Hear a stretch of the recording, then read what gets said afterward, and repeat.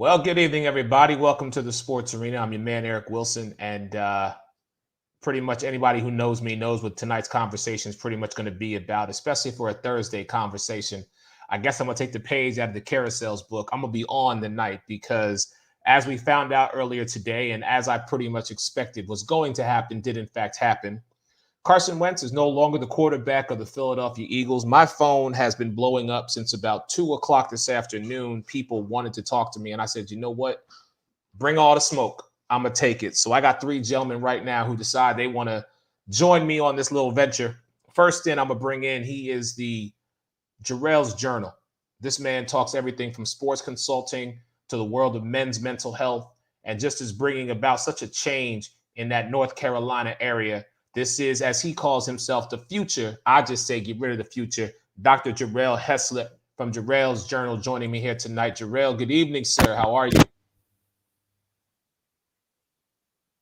You're a little muted, my brother. I can't hear you just yet. Nope, testing 1, 2. We're going to get you back here in just a second. Let me get my man. He is with Sideline Sports Network. John Shear. Hey, Good evening, sir. How are you? I'm doing well. How about you? I'm doing well. Let me see how the doctor's doing. Jarrell, you good? Nope. I don't know, man. We gonna check it out. Last but not least, for the time being, let me go ahead and get this man in here because I know he's got a lot to say, and I can just tell by looking at the expression on his face, he is raring to go on this one. Florida Sun Review, Central Florida's oldest black newspaper. He does the Magic Perspective. He hosts the Carousel. He hosts the Sports Arena with me from time to time. Ladies and gentlemen, Mr. Alex Fleming. Good evening. Yeah. For me, not for you. Well, that depends on who you ask, sir. That really depends on who you ask. Dr. Heslip. Let's try it again. Can you hear me? Yes, sir. We there back. he is. Yay. What's up, man? How y'all doing, man? Alex, John, what's going on? Hey, beautiful day. I got great news today. And our man JBL is already chiming in. He wants to know about this. So, like I said, Carson Wentz is officially no longer the Philadelphia Eagles. I staked my case after week 17 when we lost or pretty much just gave up that game to the Washington football team, allowing them to get to the postseason. I said that Doug Peterson needed to go. I said that Carson Wentz needed to go. And I said Howie Roseman needed to go. Well, I got 2 out of the 3. But as I've talked to people and as I've heard from them, the problem is still in Philadelphia. So I might actually owe Carson an apology depending on how next season plays out. I might even actually owe Doug an apology. But let me hear from you, gentlemen. And I'm going to start with Dr. Heslip and say, Jarrell, when the news came down that Carson got traded, give me your initial thoughts, my friend. I just wanted to know where he was going and what was the value worth. Those were 2 big things I wanted to know. What was Wentz's value with his diminishing and incline in play over the last couple of years? I wanted to know what he was worth. And like you said, the end of the regular season, I didn't like I didn't like the taste in my mouth. So I'm not, bashing you. I just wanted to know how it wanted to play out, how it was going to play out. Listen, I was, let me go to Mr. John Shear and ask him the same question. John, when you saw the trade come down, what were your thoughts? I was like Jarrell said, I was just curious what the Colts or whoever got him were going to get. Obviously, his trade value had declined. My thoughts are, was his trade value that great? I mean, I know a lot of people say it is, but I actually was looking at his numbers today, and he's only had 1 season where he passed for 4,000 yards. He's only had 1 season where he hit 30 touchdowns, and he's only had 1 season where he completed 64% of his passes or more. I mean, yeah, he had 1 MVP season, but those numbers I just told you about, does that scream franchise quarterback? I mean, that's not that good if you've had 1 season of 64% or more. It's not that hard to complete that. I mean, that's like Cam Newton type of numbers when he was in Carolina, the completion percentages, where everybody railed Cam Newton, but they didn't take out Carson Wentz for the same thing, right? Interesting, very interesting. Here's what I will say to those points before I let Mr. Fleming have the floor here for what I hope is only a moment, but I know will be a cherished memory down the stretch. John, to your points and all those numbers, I have said this. He definitely needs to get right mentally. The physical durability of Carson Wentz was never something that I questioned. It was the mental toughness that I always had that was suspect to me. So in the 7-9, 7-9, 4-11-1 season, there is where I doubted. Now, people are going to say, yes, you were plagued with injuries. Your safeties and corners were, as Alex likes to say, SAWFT. I'll say they were basuda. They were. And then you look at the offensive line. Not one game was consecutive of the same offensive line. We pretty much put 5 different guys, with the exception of Jason Kelce, out on the field to guard Carson. They were different guys each and every week. They were just ping-ponging guys in and out, left and right. Okay, you go here this week, you go there next week, and we're going to set this up, and hopefully we can make this work, which essentially is why the 4-11-1 record was what it was. Will he thrive in Indianapolis? I'm going to hold that thought till I hear what Mr. Fleming has to say. Alex, take it away, brother. I told you back in May that this was coming. The second that Jalen Hurts was drafted to Philadelphia, we had this conversation. Not a question of if, but a question of when. Jalen Hurts took over a team that was basically done. Carson Wentz couldn't get anything right. And then all of a sudden, when you bench Wentz, Jalen Hurts, in 1 week start, beat the New Orleans Saints. That tells me a lot. They were blocking for Hurts because they like Hurts. They probably gave up on Wentz because all of these targets that Wentz had and couldn't complete to, Hurts was completing to, and they were playing for him. Number 2, I don't know why you fired Doug if you were going to get rid of Wentz. Because if you're going to clean house, you're not done cleaning house. You need some extra fabuloso. You should have got rid of, well, I'll leave that up to you because you know your team better than most.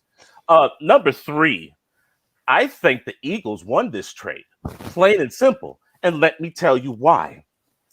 Phillip Rivers was a statue. He ran like a grandpa, and he was sacked half the amount of times that he was sacked his last year as a Charger.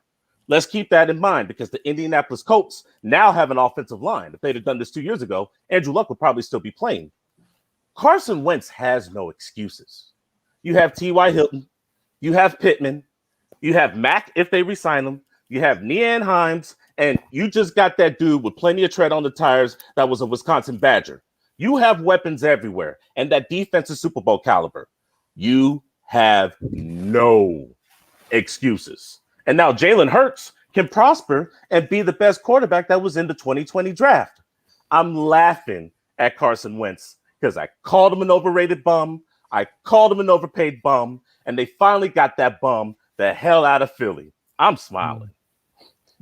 So I done heard it all. And as people are still chiming in here, our man John Mizak is saying that Stafford has more value than Wentz. I'm sorry, John. I disagree completely because when you give, and I have said this for years and will continually say, you give a man a $105 million contract over 5 years and he can't get you to not one playoff victory, not one playoff appearance? No, I'm sorry. Matthew Stafford is fortunate to still be playing in the NFL. That's what I'm saying about Matthew Stafford. So I disagree with you. He does not have better value than Carson Wentz. Carson Wentz is actually, to Alex's point, going into a system that he knows, and more importantly, something that we both can agree on, Alex, he's going somewhere where he knows he will be trusted. He don't have to look over his shoulder. That's been the problem. Carson has had to look over his shoulder since 2017, whether it be Nick Foles or now Jalen Hurts. He's always had that if I screw up or if I don't make that SportsCenter top 10 play or that NFL game play of the week, I might not be playing the following week because of the people, because of the guys behind me. See, he never have to worry about Nate Sudfeld. He knew what Nate was. Nate was a guy that just came in and did his job and basically held the playbook to make sure that should anything ever go wrong, Carson, okay, Nate, come in for a game or two, do what you need to do, but then you get out. But see, you had a guy like Nick Foles who not only took us to the Super Bowl, but if Alshon Jeffrey could catch a damn pass, we would have been back in the NFC Championship game, if not back to the Super Bowl in 2018. Then you look at Jalen Hurts, who, like you said, Alex, the man played, what, 3/4 of a game, maybe half a game against Arizona, and almost got Philadelphia that victory, and then turned around the next week, went into the Superdome and beat New Orleans in New Orleans with Drew Brees. This wasn't Taysom Hill. This wasn't Jameis Winston. You had the Jenkins boys on the defense. Malcolm Jenkins, who knew our team. And so now Carson is gone, which opens the door for Jalen to do what we all hope and want and wish and pray for him to do. John, you're absolutely right. I agree with you with all three of these guys. Aguilar's in Las Vegas, so he's done. Mm-hmm. Alshon Jeffrey needs to go. And I love Deshaun, but retire an Eagle and please move on because your services are no longer needed. Can I ask you a question real quick? Please. I just want to bring something up. One, how does Nick Foles' ring taste? And two, how many playoff wins does Carson Wentz have? I love the taste of Nick Foles' ring, and Carson has 0 Super Bowl victories. I have a question, if you don't mind. Sure. Well, before you do that, I have someone who I know has a lot to say, and I want to bring her in here just for a few moments, and I thank her for her time. This is another Eagles fan like myself, so I'm sure she's got a lot to say. So, gentlemen, please allow me to bring a lady onto the floor, Miss Sarah Turner. Sarah. Hi, guys. Where you been? How are you? Where you been? I'm still trying to watch the end of this hockey. Oh, okay. We still got about a minute, but no, it's okay. I heard your question about how many playoff wins does Carson have, and yeah, he has none. So I don't know. How do you feel about this? I feel like it's been coming. Oh, it's definitely been coming.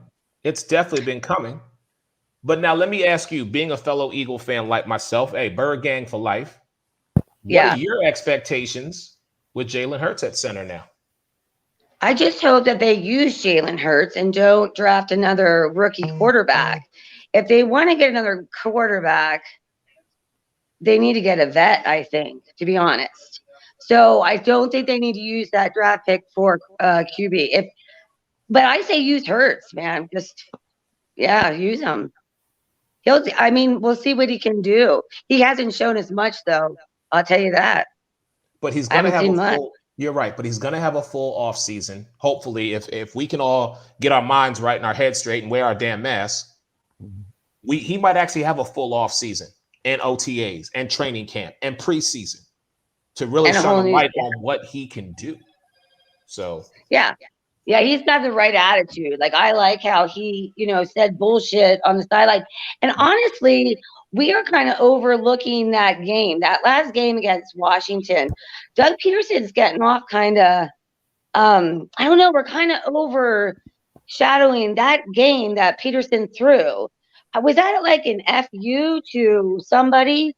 Like, I've never seen Doug Peterson throw a game, and I feel as though something was shady with that and Howie, or I don't know, or Carson, or hell, I don't know. But that still needs to be addressed. I feel like I still need to know why, and it wasn't just because he was given Sudafed, I call him, playtime. Yeah, no, don't you John, let me ask you while we got you here, Mr. Sideline Sports Network. What are your thoughts on that Week 17 matchup, and give me your opinion on that game? Obviously that was. You had to get rid of Doug after that. Doug took the bullet for that. I don't know if Howie was in on that, but you had to get rid of somebody because the players obviously weren't on board with that. Players were blindsided by that. So whenever you have players blindsided and you start taking guys out, you saw Kelsey's face. He was shocked that happened. And once you start doing that to NFL players, to professional athletes, somebody's got to go. Professional athletes don't stand for that type of nonsense in sports. So somebody's head had to roll, and Doug was already on his way out. I just think Howie should have went too. I don't know what kind of dirt he has on Laurie there, but Howie's got to go. Something smells there in Philly. Here's all I'm going to say about Howie Roseman. You ready? Russell Wilson, Dalvin Cook, DK Metcalf, Justin Jefferson. That just makes me sick when you hear those names. Y'all missed out on I all mean, JJ Ortega-Whiteside. Tired of You got it. JJ AJ Brown. Ortega-Whiteside. You got JJ Oh, Ortega-Whiteside my instead of I mean, look at our second unit of wide receivers that we have right now. We have Oh JJ my Arcega-Whiteside, Jalen Reagor, Travis all Fulgham, you, Greg yeah. Ward Jr. Really? No disrespect to those guys because you Yeah. represent the Eagle Green, but I'm sorry, you're not a Dalvin Cook, a Justin Jefferson, a DK Metcalf. Yeah. I'm going to call it what it is. You're not. So prove me wrong this season because now Jalen has the entire. If they have to open up the playbook, but Jarrell, let me ask you really quick here. Now Nick Sirianni, a man who I still think, brother, you got to prove it to me because Philly will boo your ass out of the stadium quicker than you got off the plane with no suit and a beard on. Mm-hmm. If you are not able to produce. Yeah. Now, I think Nick was under the impression that he was going to have Carson, but now he's got Jalen Hurts. Or to Sarah's point, God forbid, Howie screws it up yet again, and we have the number 6 pick in the draft, and we go get a quarterback. not to Because what they interrupt say, you. when you have 2 quarterbacks, you have 0.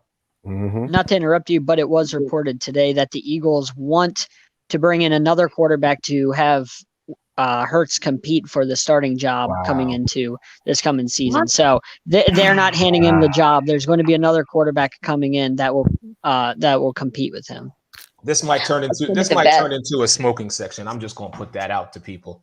This might just turn into a smoking section. And I thought we had it bad in North Carolina. I'm trying to tell you. I'm trying to tell you. I hate everybody. I hate it here. Oh. Hey guys, this is what I was thinking because I'm doing my mock draft. I'm gonna do that. I'm gonna publish it later, but for now, this is how I have it. There's sunshine in Jacksonville. Mm-hmm. The Jets are gonna get an offensive lineman, maybe that guy from Oregon. I'm not quite sure. I don't want to give him any hints. Miami needs a wide receiver, and I'm thinking if they don't get the guy from LSU, they're going to get the guy from Alabama, the Heisman Trophy winner, but that's neither here nor there. You need to replace Matt Ryan. And I'm thinking Justin Fields is the second best quarterback in this draft. So there he goes. I really don't give a damn about the number 5 pick because the number 5 pick, I mean, look, what are the Panthers going to do? Really? What the hell are the Panthers going to do? Okay.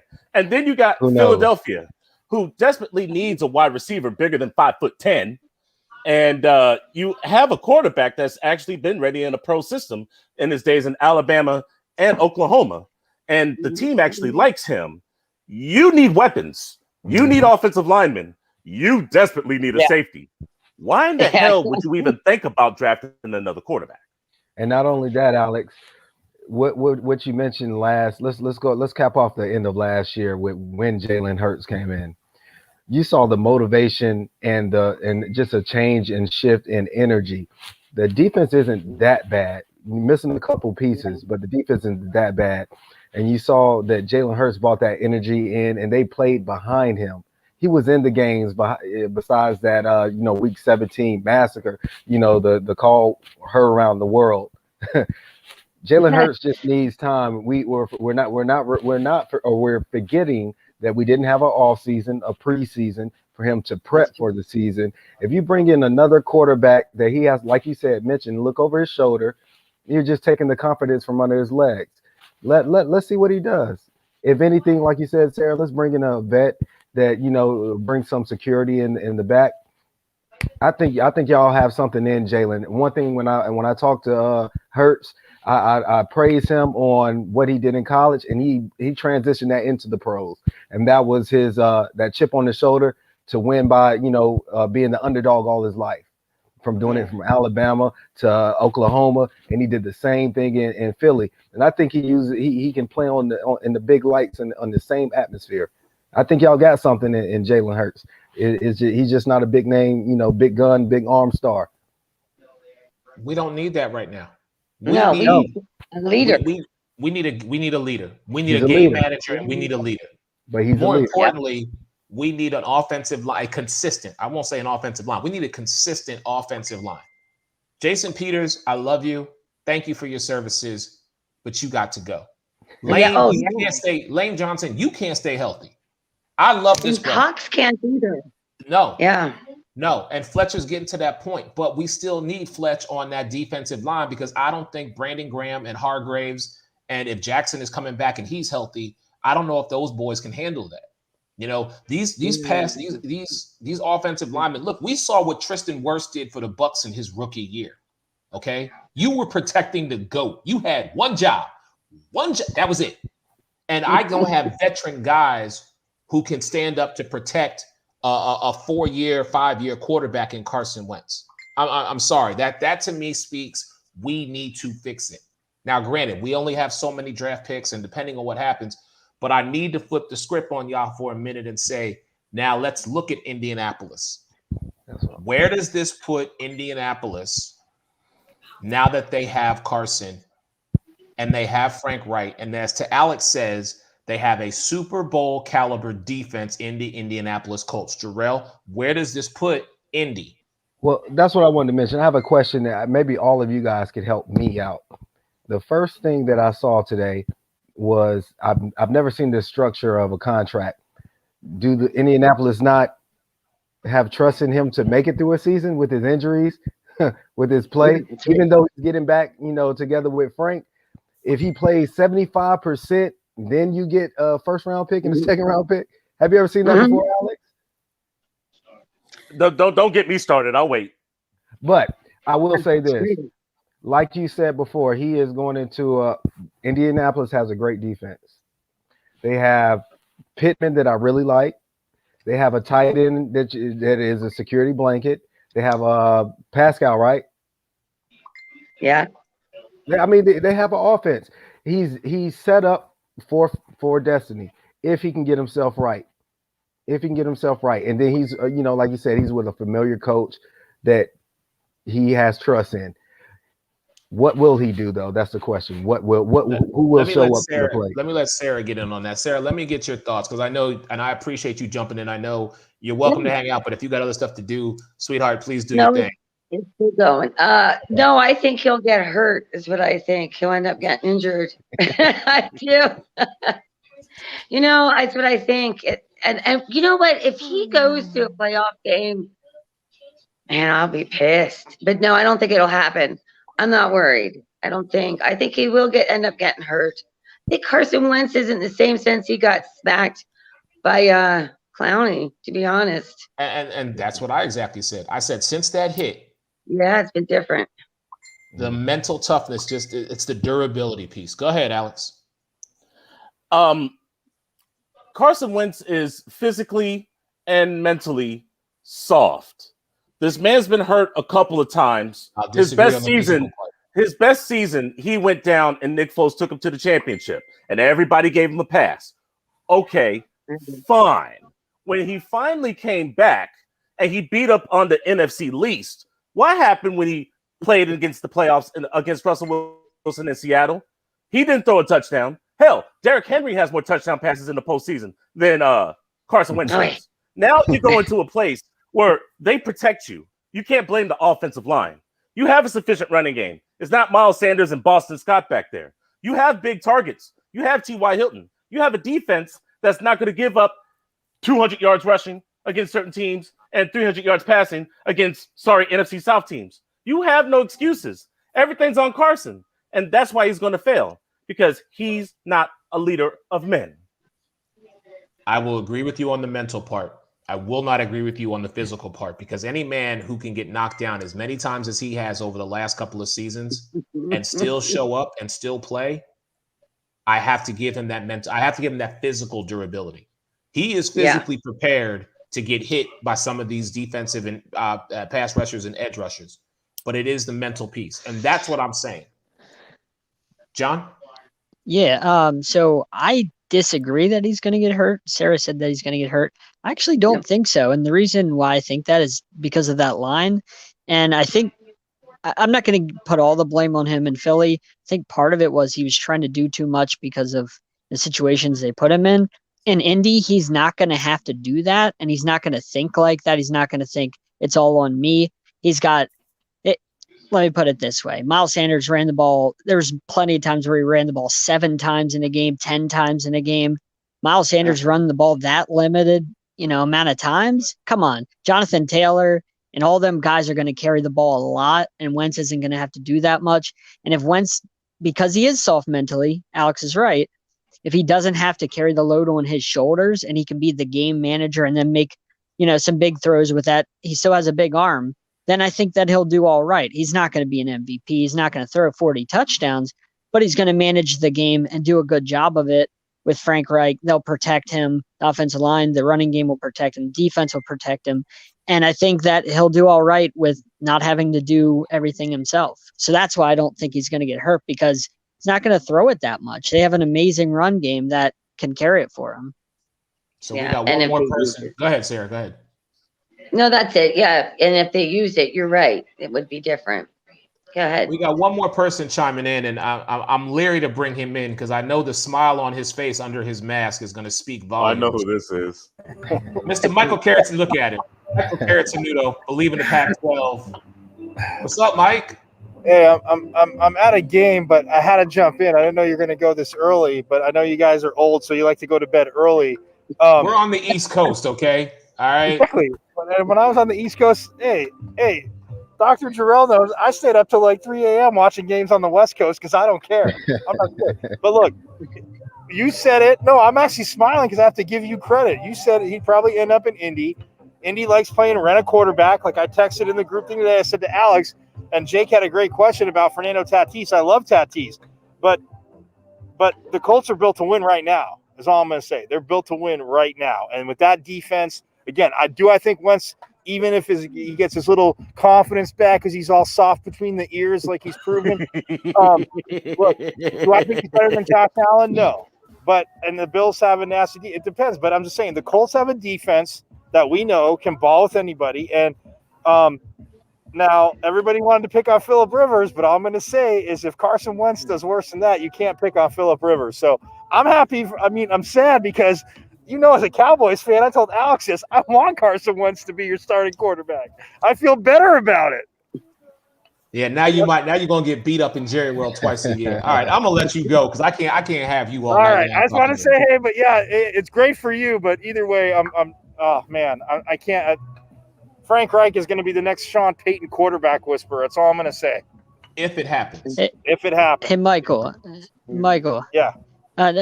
I just wanted to touch on that Fernando Tatis thing because I saw something today. Somebody quoted a tweet from the White Sox back in 2016. The White Sox traded Fernando Tatis for James Shields and cash considerations back in 2016. I just wanted to throw that out there, how great that is, because you said Fernando Tatis, so I had to throw that out there. And John, Jake's more of the baseball person, but the funny thing too with that is, like everybody today was saying, well, how can you sign somebody when they've only played 150 games? Dude, if you know he's the man and he's not going to get any worse, sign him. If you ever need to trade him, baseball, we all know, is the one sport that somebody will take on that money. And the Padres are probably paying a little bit of it anyway. So, but like I said to you guys earlier today, Alex and Eric with Jake, I think that Wentz, isn't a win now thing. But I think if Jake would have asked who has more titles, Tatis is definitely, I think, going to come away with more titles than Carson Wentz because he started his career in Philly, Alex, so we know he's cursed. All right. On that note, Michael Carrington, believe in the Pac-12. I got it right. Aaron, thanks, man. I'll talk to you soon, but thank you. All right. Yeah, I got to get him. All right, I gotta go, you guys. You guys take care. And thanks, Sarah. I appreciate you coming on. So, all right, gentlemen. Listen, I'm sitting here and I will take it, but I'm telling you this. Unless Howie gets it right, the Philadelphia Eagles are still going to be a rebuilding team next year. And I'm okay with that. I will say it here today, February 18, 2021, because I know Howie, okay? Howie will smile on your face and stab you in the back. I'll say it. I don't care. If Howie Roseman screws up our draft this year, we will be rebuilding. And I will just have to accept it and deal with it and take my wins and losses as they come. But if he actually gets it right, and Jalen is our starter, because I honestly, at this point, we don't need another quarterback for there to be a competition. Jalen needs to be the guy. You drafted him in the second round because you had a feeling. Well, that feeling has now spawned into fruition, and we no longer have Carson. So guess what? I'm looking at your draft picks, and I believe you have 8 draft picks. Yes, sir. Okay, wide receiver, 2 offensive linemen. Mhm. You need a linebacker because you don't have an edge rusher. You could use a defensive tackle because Fletcher Cox is getting long in the tooth. You damn sure need a safety. I don't think we need to argue about that.